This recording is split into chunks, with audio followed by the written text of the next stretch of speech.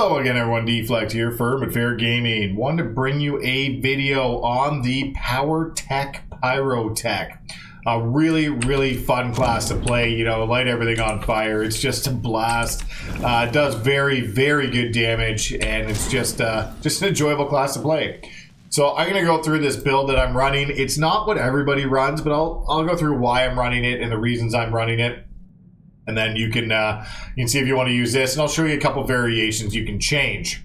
I'm going to dive right into the gear, and again, as every single DPS class in the game, you will want 1591 accuracy, 1590, 110% is what you're after, 110%.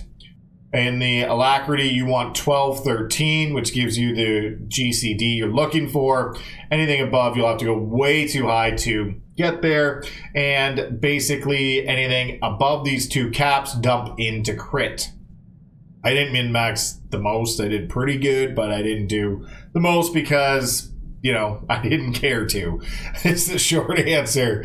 For the relics, I am running the Serendipitous for the power and the Retribution for the mastery. And the reason I run these two is because I'm lazy and don't like to swap them in and out when I'm doing different content. You can run the other ones as well if you need to. The crit and alacrity, if you want, are an option as well. For the gear set, you will want the Meteor Brawler, and it just activating explosive fuel gives basically all your fire damage.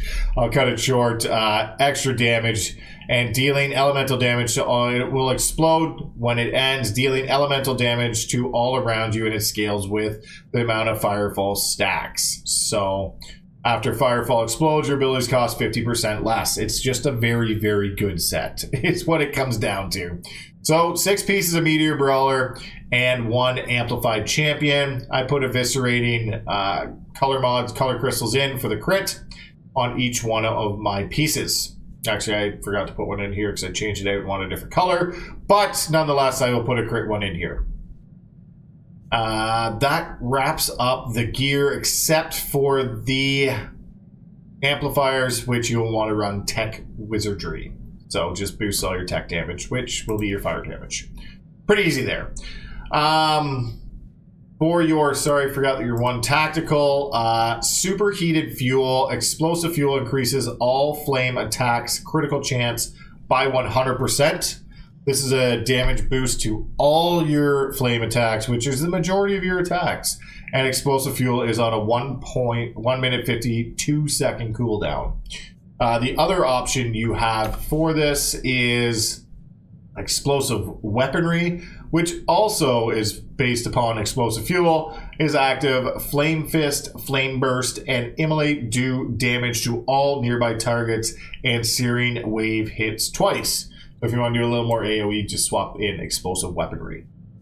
Those are your 2 tacticals you will be running. Your choice basically are based around explosive fuel anyway, so whatever one you like really comes down to. Now, I will go into the utilities to show you on the combat proficiency what I'm using, and this is where I use a little different setup than most people. It's what I like, it's what I prefer. You don't have to use mine. I'll just go through why I use it. But there is couple other setups you can use if you don't like the way I do mine.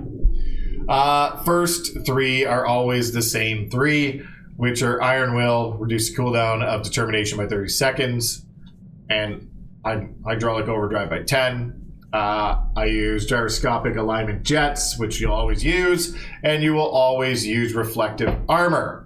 What I also use is engulfing flames. Increase flame sweep damage by 25%. Great for AoE. Makes this ability phenomenal in AoE. I also will use Hitman and Sonic Rebounder. So this is great for group content. Not much for solo content. So this protects all your friendly targets in an area. Everyone except you. So it's only good for group content. But it is a great defense, and you can do some fun things and, you know, skip some mechanics with it. Now, with that, I go down and I use liquid cooling. I also use combustion chamber, and then I use battering ram because I just like it. Not many people use it, but I think it is fun. So I use it. And it's all about what I want to do and have fun. The other option is you can take these first three. Don't take engulfing flames. You can use the pneumatic boots for your 15% movement. And you can throw in pyro shield as well at points. So you can cancel battering ram if you want and put on pyro shield. It's totally up to you. Or when you're not doing group content, you can take off sonic rebounder. But again, it comes down to my laziness factor, and I don't like switching in and out all the time. So this is what I run. I enjoy it. And, you know, if you don't like this way, you run the other way. It's up to you guys. Getting into your abilities, you have a lot of useful abilities, to be honest. It's very fun. So, yeah, it basically comes down to just procs and doing the damage when you can do the damage.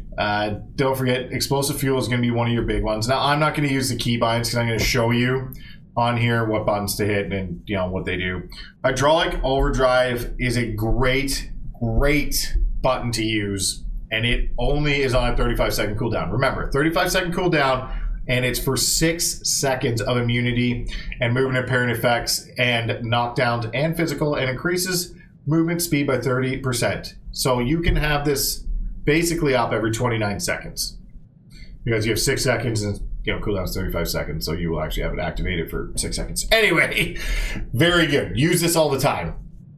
Energy shield increases your damage reduction by 25% for 15 seconds. If you took the shield one in here, try and use this on cooldown. Otherwise, if you know damage is coming, use it. Otherwise, you know, you're not getting hurt, you don't need to use it. Really situational depending. It's your defensive. Put it that way. Electro Dart.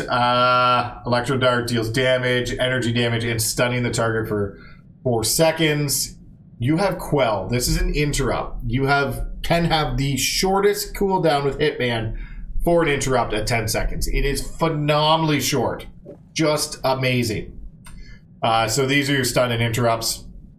Another one is your Neural Dart that taunts the target towards you. And then player targets deal 30% less damage when attacking anyone other than you. So it's just a damage reduction for everyone else. But don't forget to have your damage reduction up if you're going to use this. Grapple Hook just brings a player to you. And then Sonic Missile fires a Sonic Missile that taunts your target and all nearby enemies, forcing them to attack you for 6 seconds. And Sonic Missile is Sonic Rebounder. So Sonic Missile protects all friendly targets in the area as well. So those are your basically shooting buttons. You have Kodo Overdrive, activating abilities, health monitors last up to 60 seconds. Have a look at that. It's a very useful one. Here are some of your AoE abilities. Shatter Slug for AoE, Deadly Onslaught, AoE, Searing Wave, AoE, and Immolate is also basically sprays the target with fuel and ignites into a fireball, dealing X amount of elemental damage. So AoEs are your 3, and then Immolate will proc off the Searing Wave. So don't forget you have a shoulder cannon. I know some people do forget about this. It is very good to use. Shoulder cannon is just great because it's off the GCD. So remember to fire that when you have abilities on cooldown.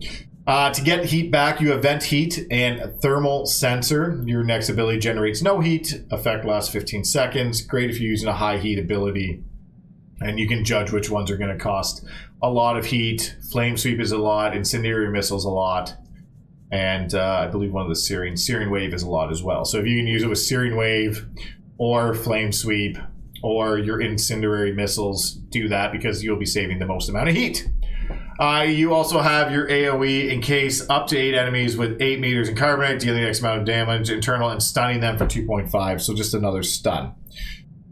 Getting into this, again, I hate doing rotations because there's so many depending on situations. I can give you just a one if you want, but it's going to come down to your situations. Remember, these are your 2 dots, Incendiary Missile and a Scorcher. So you can see it puts dots, damage over time increased. periodical elemental damage. So keep your dots up on your targets as much as you can. This is a great damage dealer. Flame Fist and Rail Shot and proc, which will be great to use when procced because it does a ton of damage. Also, I'll show you Searing Wave, procs Immolate, procs either Flame Sweep or Flame Burst. Single target Flame Burst, multiple target Flame Sweep. Basically, your filler will be Flame Burst or Flame Sweep. And don't forget your shoulder cannon. You have to load it, and it will load, and then you'll have 4 missiles, and you can, use them anytime. So, roughly, you want to basically dot the targets. So, dot it with both Scorch and Incendiary Missile. I use a Flame Fist, but I should have hit Explosive first. Use a Flame Fist after Explosive. I like to hit them with Flame Burst. And then I use a Searing Wave to proc the Immolate, and then Flame Burst if it's single target, or Flame Sweep if it's multiple, and back to Flame Fist. And making sure these dots are always up. You don't want your dots to be down because dots do free damage. Remember that, free damage. And then if you have multiple targets, you can always Deadly Onslaught them. It does great, but it does cost quite a bit. So it's a great ability, but you do have to channel and everything. Other than that, you will want to use your Thermal Center. And if you're doing like a Searing Wave, you can always start throwing in cannons while your GCD's coming back. So Immolate, you can shoot. And then Flame Sweep, you can shoot your shoulder cannon again. Shoulder cannon while you're punching. Shoulder cannon, and when the shoulder cannon is on cooldown, you have to wait. But you can see you can use it. It's not on the GCD. Very good if you have it linked to a button. You can just click while you're waiting for your other abilities to come back. That's kind of the gist of what you're trying to do here. I use this when it's procced because 26k damage with the 1700 after is pretty good. Remember, again, Searing Wave, procs Immolate, which procs Flame Sweep and Flame Burst. Fist will proc your Rail Shot, and I will show you a Rail Shot that is not procced after this. But if you do have a lot of enemies, don't forget the Deadly Onslaught. And then again, like I said, Flame Burst is a filler and Flame Sweep is a filler, and Vent Heat as needed. So, an unprocced Rail Shot does, 19, called almost 20k versus 25, 26k. So you are losing out on 20% if you use a Rail Shot that's not procced from Flaming Fist. So, it's best to use it with Flaming Fist, always. Best to use everything procced. It's just better. It's procced. If you have any questions, leave a comment below. Like I said, I don't like to get into a full rotation on this because it is situational. Basically, every situation is going to be different depending on the number of enemies, depending on what you have on cooldown, depending on what you have procced already, depending on if your explosive fuel is up for that encounter or not. This depends on a lot of things. Explosive fuel, when you can, is great because all your tactics are based around it. So use explosive fuel as often as you can.